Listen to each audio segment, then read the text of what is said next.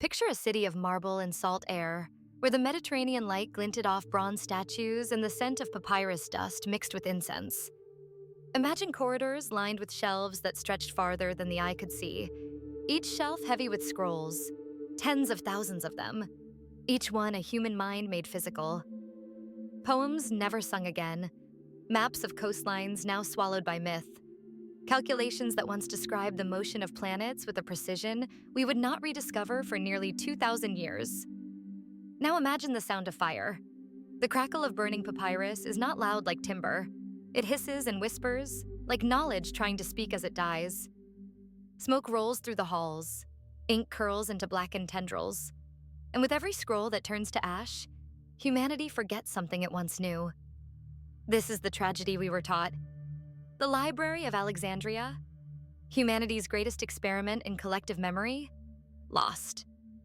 Not in a single apocalyptic blaze, but through a slow violence of neglect, war, and indifference. Julius Caesar's fire in 48 years before Christ, the sack of the city under Aurelian, the edicts of Theodosius, each event a knife, each cut survivable on its own, but together fatal. When the last doors closed, when the last scholars fled, humanity entered an age of amnesia. We call what followed the Dark Ages, but darkness implies absence. What really followed was silence. A long, echoing silence where once there had been conversation across centuries. Now pause, breathe, and imagine a different sound. Not fire, but footsteps. The steady tread of guards posted at marble gates, the murmur of scholars arguing in Greek, Egyptian, Persian, Sanskrit, the scratch of reed pens on papyrus. Imagine that when Caesar's flames leapt across the harbor, they were contained. That the fire scarred the docks but died before it reached the great halls. Imagine that later emperors, instead of looting or neglecting the library, recognized something unprecedented. This was not a Roman building or a Greek one or an Egyptian one. It was humanity's. In this other timeline, the Library of Alexandria is declared neutral ground, sacred, protected by law, by tradition, by fear of what it represents. Armies pass through the city, but the library stands untouched, a quiet eye in the storm of history. Scrolls are recopied obsessively. Knowledge is duplicated, indexed, cross-referenced. The catalog of Callimachus is not lost but expanded, evolving into a living map of human understanding. When empires fall, scholars do not scatter blindly. They return to Alexandria. And because of this, the thread of knowledge is never severed. The change is subtle at first, almost invisible.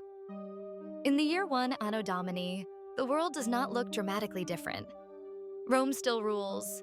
Sandals still slap against stone roads. Slavery still exists. But beneath the surface, something is stirring. In the library's workshops, scholars are not just preserving old ideas, they are comparing them, correcting them, building upon them. Hero of Alexandria, an engineer whose work survived only in fragments in our timeline, becomes something more here. His eolipile, little more than a novelty steam toy to us, is studied seriously. Scrolls preserved from earlier thinkers describe pressure, vacuums, valves. Babylonian mathematics meets Greek geometry. Indian numerical concepts merge with Hellenistic mechanics. And someone asks a question that, in our timeline, no one had the continuity of knowledge to ask. What if this isn't a toy? By the 2nd century, Anno Domini, Alexandria hums, not with electricity, but with motion. Steam-driven pumps drain mines in Hispania. Rotational engines grind grain along the Nile. The Romans, masters of logistics, see the advantage immediately. Roads are still stone, but warehouses are automated with cam-driven machinery. Water wheels and steam engines coexist, refined not by isolated geniuses, but by generations of recorded experimentation. The empire becomes a clockwork organism, its cities synchronized by mechanical timekeeping devices far more accurate than sundials. Labor changes, not disappears, but transforms. Skilled technicians become as valuable as soldiers. And because knowledge is not lost, mistakes are not repeated endlessly. Medical texts from Hippocrates and Galen are preserved but also challenged. Egyptian surgical manuals are cross-referenced with Indian herbal compendiums. Autopsies, once taboo, are debated openly in scholarly halls. By the 4th century Anno Domini, a physician peers through a crude glass lens, an ancestor of the microscope, and sees something impossible: tiny moving shapes in a drop of stagnant water. At first they are dismissed, then replicated, then named. The theory follows naturally, inevitably. Disease is not divine punishment, it is invasion. Germ theory is born 1,000 years early, not from a single revelation, but from centuries of uninterrupted curiosity. When Rome fractures, as it inevitably does, the world does not collapse with it. Political darkness comes, but intellectual night never fully falls. In our timeline, monasteries guarded scraps of knowledge like dying embers. In this one, Alexandria is a furnace. Scholars from collapsing Western cities migrate east and south, carrying with them regional innovations that are absorbed, analyzed, improved. The library becomes less a building and more a network. Satellite academies arise in Antioch, Baghdad, Carthage, Nalanda. They all synchronize their findings back to Alexandria, the beating heart. By the year 700 Anno Domini, sailors navigate using star charts so precise they can calculate longitude within a margin of miles, not hundreds. The Earth's circumference is not debated, it is known, refined, measured again and again. World maps show Africa's southern cape centuries before Dias. The Americas are hypothesized, not as myth, but as a geometric necessity. There must be land there, a scholar writes, tapping parchment with ink-stained fingers. And then comes the moment that defines this alternate world. In our timeline, the Renaissance is a rebirth, a desperate clawing back toward what was lost. Here, there is no rebirth, because nothing ever died. Instead, there is acceleration. By 800 Anno Domini, cities glow at night with oil-fed lamps designed to minimize smoke and maximize luminosity.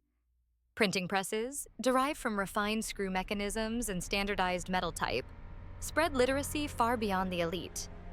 Knowledge is not hoarded, it is distributed. The question is no longer who is allowed to learn, but how fast learning can spread. By 1100 Anno Domini, steam is no longer a curiosity or a supplement. It is the backbone of civilization. Rail systems, primitive but functional, link major trade hubs across Eurasia. Imagine iron tracks cutting through Anatolia, steam wagons hauling grain and passengers at speeds that would astonish a medieval peasant. Warfare changes too, not just in brutality, but in strategy. Logistics dominate. Supply lines are calculated with mathematical precision. Empires rise not on the strength of kings, but on the efficiency of engineers. Religion still exists, faith still matters, but it evolves in dialogue with knowledge rather than in opposition to it. Theologians debate astronomers not over whether the heavens move, but over what their motion signifies. The Earth's rotation is taught alongside Scripture. The universe becomes a creation to be studied, not feared. Now, turn your gaze to the year 1492 Anno Domini. In our world, 3 wooden ships creak across an ocean of superstition, guided by dead reckoning and hope. In this world, an expedition departs from a mechanized port on the Atlantic coast of Iberia. Steam-assisted vessels, their hulls reinforced with iron bands, carry astronomers, botanists, engineers. Their maps are not guesses, they are projections. They know roughly where they are going and what they expect to find. When they reach the Caribbean, there is no shocked confusion, no frantic scramble for gold. There is methodical observation, measurement. Contact that is still fraught, still dangerous, still tragic, but not blind.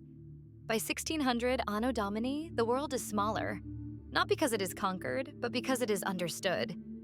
By 1700 Anno Domini, electricity is not a parlor trick, but an emerging science, built upon centuries of preserved experimentation with magnetism and charge.